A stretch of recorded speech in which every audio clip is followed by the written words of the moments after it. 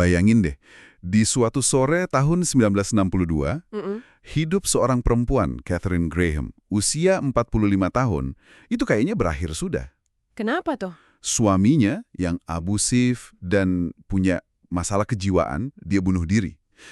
Tiba-tiba, Katharine ini, yang tadinya cuma ibu rumah tangga, yang seumur hidupnya diremehin, Wow. sampai-sampai nggak pede nih milih baju pesta, harus ngambil alih perusahaan media raksasa, Washington Post Company. Wah, itu tekanan yang luar biasa ya. Banget. Semua orang di sekitarnya bilang, jual aja, kamu nggak akan bisa. Tapi dia nolak. Pertanyaannya kan, gimana perempuan tanpa pengalaman bisnis ini, yang mulainya dari titik paling rendah, justru jadi salah satu CEO paling sukses di abad ke-20. Kisah Katharine Graham ini benar-benar jadi contoh inti dari apa yang akan kita bedah hari ini. Fenomena pemekar lambat atau late bloomer itu ya. Betul, orang-orang yang suksesnya datang jauh setelah ekspektasi umum. Nah, dengar istilah late bloomer, saya tuh langsung kepikiran orang yang baru sukses di usia senja. Tapi dari sumber yang Anda kirim, ternyata nggak sesederhana itu ya? Nggak sesederhana itu. Katanya ini bukan cuma soal umur. Oh ya? Betul sekali, definisinya lebih luas loh.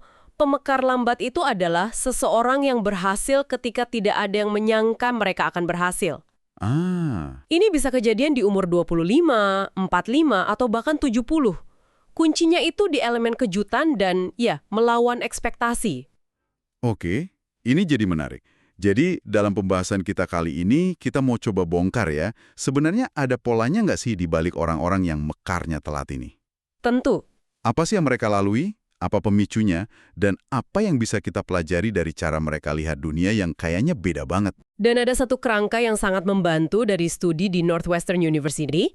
Mereka nemuin kalau masa keemasan karir seseorang, atau yang mereka sebut hot streak, itu polanya bisa ditebak.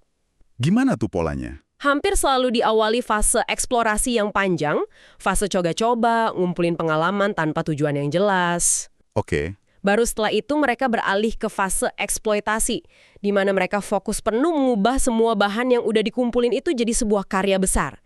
Kerangka ini bakal jadi panduan kita. Oke, mari kita mulai dari definisi dasarnya dulu. Jadi, ini nggak melulu soal nenek Moses yang baru mulai melukis di umur 78 kan? Betul. Contoh di sumber Anda ini variatif sekali. Ada Jay-Z yang rilis album pertamanya di umur 26, yang di dunia hip-hop itu udah dianggap telat loh. Betul. Atau Malcolm X yang menemukan panggilannya sebagai aktivis justru pas di penjara pada usia 25. Di lingkungan teman-temannya, dia dianggap udah gagal total. Bahkan di dunia teknologi, ada Alan Kay, salah satu bapak komputasi modern. Dia baru dapat PhD di umur 29. Wah, itu kan tua ya untuk ukuran jenius-jenius teknologi. Jauh lebih tua dari kolega-koleganya di Xerox PARC.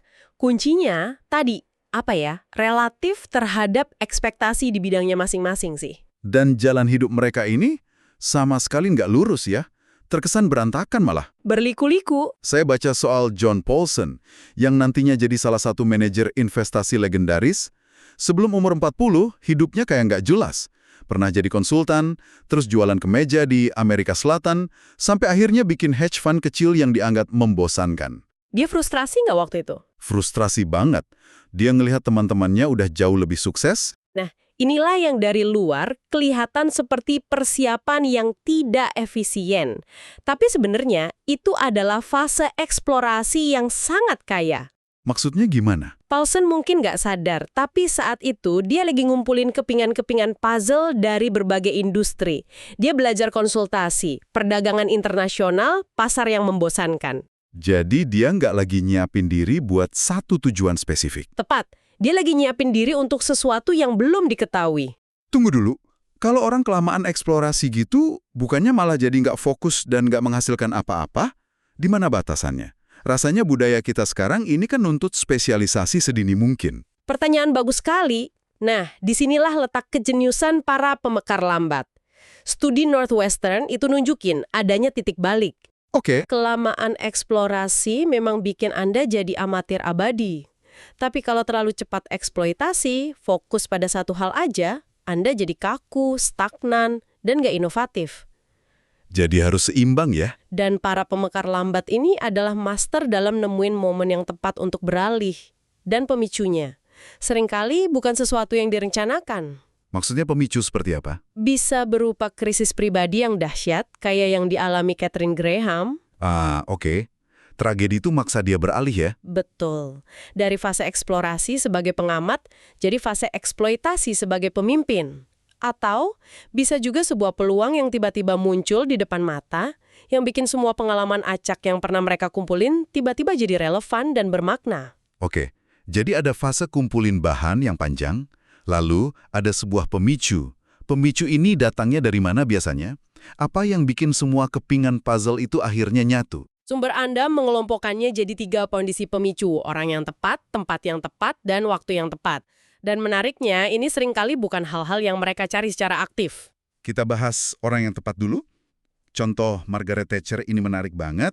Dia kan perempuan dari kelas menengah di partai konservatif yang isinya pria-pria aristokrat. Iya kan? Secara logika, dia nggak mungkin jadi pemimpin. Sama sekali nggak. Disinilah peran seorang politisi bernama Erie Neave jadi sangat penting. Oke. Neave ini bukan teman dekatnya Thatcher loh, justru ini yang menarik. Oh ya. Dalam teori jaringan, ini namanya ikatan lemah atau weak tie.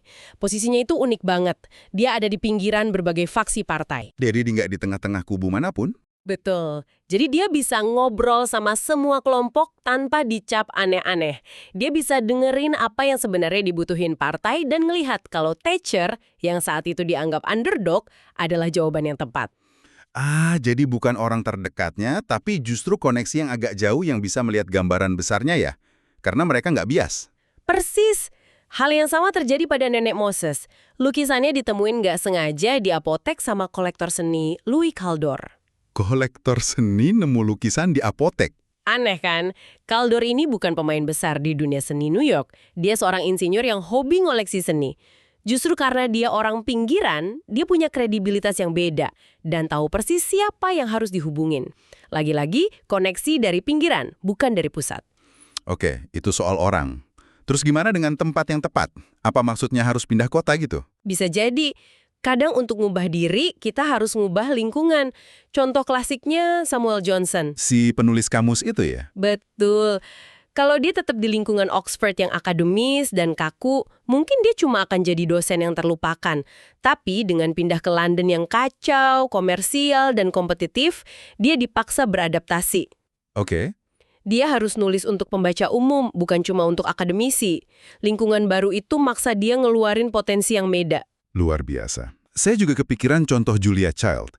Dia cuma sosialita yang agak bosan. Sampai suaminya dipindah tugaskan ke Prancis. Nah, itu dia. Dan di sana, pasar-pasar tradisional, restoran, sekolah masak, lingkungan baru itu nyalain gairah yang bikin karir baru yang bertahan sampai dia tua. Cuma karena pindah tempat. Iya. Tepat. Lingkungan bisa jadi pemicu yang sangat kuat. Dan yang terakhir adalah waktu yang tepat. Ini seringkali berhubungan dengan krisis atau keberuntungan. Nah, ini dia. Kadang pemicunya bukan sesuatu yang kita pilih kan? Malah sebaliknya, sesuatu yang nimpa kita. Benar. Untuk Katharine Graham, pemicunya tragedi. Bagi yang lain, mungkin PHK atau sekedar kesadaran di suatu pagi kalau mereka nggak bahagia.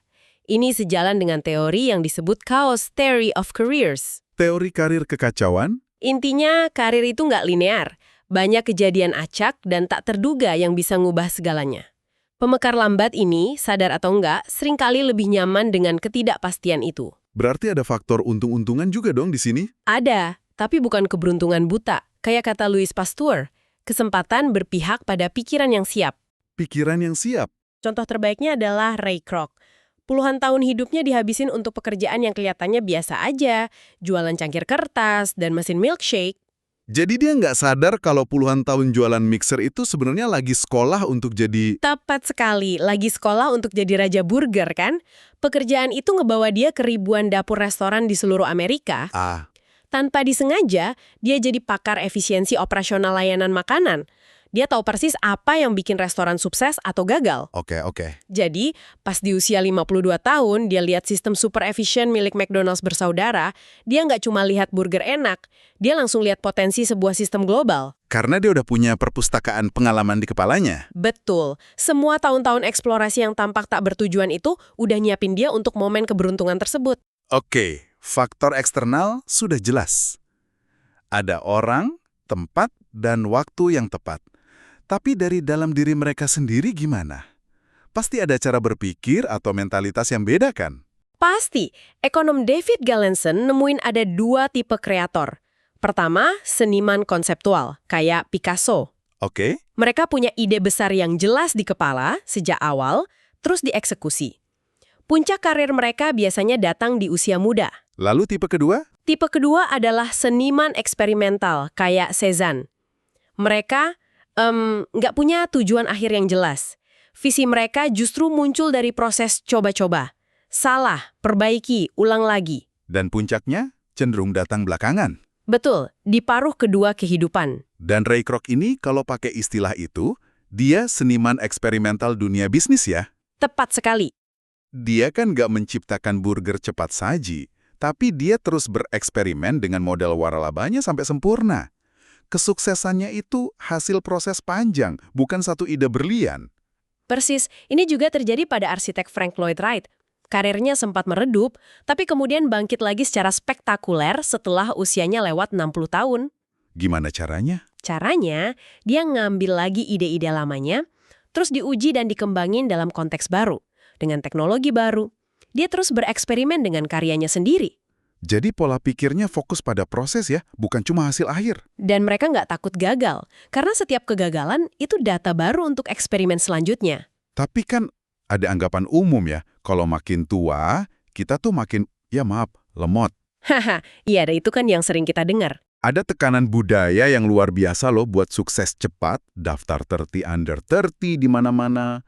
Ini cuma mitos atau gimana sih sebenarnya? Nah, materi Anda ini dengan tegas nantang gagasan itu. Ada studi luar biasa di Skotlandia yang ngelacak sekelompok orang selama 70 tahun. 70 tahun? Wow. Hasilnya, walaupun secara rata-rata ada penurunan, variasi kecerdasan di usia tua itu sangat besar. Dan yang paling menarik, hampir setengah dari variasi itu tidak bisa dijelaskan oleh tingkat kecerdasan mereka di masa kecil. Artinya, pilihan hidup, lingkungan, dan apa yang kita lakukan sepanjang hidup, itu pengaruhnya sangat besar. Wah, ini yang paling mengejutkan buat saya. Ternyata kemampuan kognitif kita itu puncaknya di usia yang beda-beda. Betul sekali. Kecepatan memproses informasi mungkin paling tinggi di umur 18. Tapi kemampuan membaca emosi orang lain dari matanya, itu puncaknya di usia 40-an atau 50-an. Dan penguasaan kosakata? Bisa terus naik sampai puncaknya di umur 60-an atau 70-an. Betul. Jadi, gagasan tentang satu puncak karir itu sendiri keliru. Seumur hidup kita, ada berbagai kemampuan yang lagi naik, dan ada yang lagi turun. Para pemekar lambat ini kayaknya secara intuitif manfaatin kemampuan yang justru lagi menanjak di usia matang ya. Seperti kebijaksanaan, kemampuan melihat pola, dan kecerdasan emosional. Ini ngarah ke satu hal terakhir yang sepertinya jadi benang merah semuanya. Ketekunan? Tepat. Ada teori yang disebut probabilitas keberhasilan yang konstan. Gimana tuh teorinya? Sederhana, setiap karya yang Anda hasilkan, entah itu tulisan, lukisan, atau prototipe bisnis, punya peluang yang sama untuk jadi terobosan. Nggak peduli berapa usia Anda pas bikinnya. Implikasinya? Berarti semakin banyak kita mencoba, semakin besar peluangnya. Tepat. Kualitas datang dari kuantitas. Jadi bukan soal nunggu inspirasi, tapi soal terus bekerja. Kayak kisah matematikawan Yitang Zhang. Ya. Dia sama sekali nggak dikenal di dunia akademis. Setelah dapat PhD, dia bertahun-tahun kerja jadi akuntan, bahkan di restoran Subway, sambil terus mikirin soal matematika di waktu luangnya. Luar biasa. Lalu di usia 50-an, dia mecahin masalah teori bilangan yang udah bikin pusing para ahli selama ratusan tahun. Dia nggak berhenti, susah ngebayangin ketekunan naik gitu. Kerja di Subway sambil mikirin salah satu problem matematika tersulit di dunia. Itu level dedikasi yang beda. Tapi intinya sama ya, dia terus bekerja. Dia nggak nganggep permainan udah selesai cuma karena usianya nggak lagi muda atau karirnya nggak sesuai jalur. Oke, jadi kalau kita tarik kesimpulan, menjadi pemekar lambat ini ternyata bukan anomali atau kebetulan ya. Bukan sama sekali. Ada polanya.